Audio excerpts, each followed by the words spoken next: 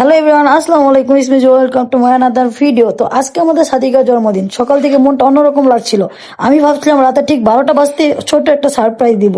ওর হাসিটা দেখার জন্য সারাদিন অপেক্ষা করেছিলাম, কিন্তু যত দিন যাচ্ছিল আমার দুশ্চিন্তা তত বাড়তেছিল। আমি সারাদিনও কোনো রকম বের হই নাই, আর বের না হতে একটা কেকও আনতে পারি নাই।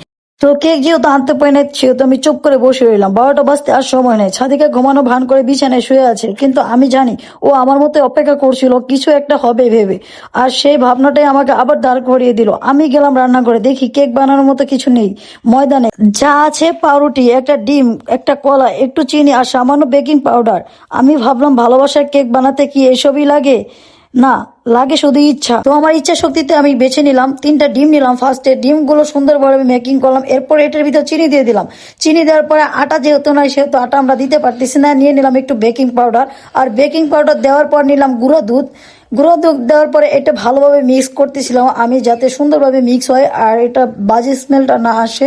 তো এরপরে আমি গ্যাসের চুলায় সুন্দরভাবে এটা বসাই দিলাম। আর যেহেতু আমাদের কাছে কেক বানানোর কিছুই ছিল না, সেহেতু আমরা কেকের চিন্তা না করে একটা পাউরুটি সুন্দরভাবে ভাজবো আর এটাকে আমি কেক বলে চালিয়ে দেবো, এই চিন্তাই ছিল আমার মনে। তো যাই হোক, এরপরে কেকটা দেখার পর আমার কাছে খুবই ভালো লাগতেছিল। আর সত্যি আজকে একটা ম্যাজিক হবে।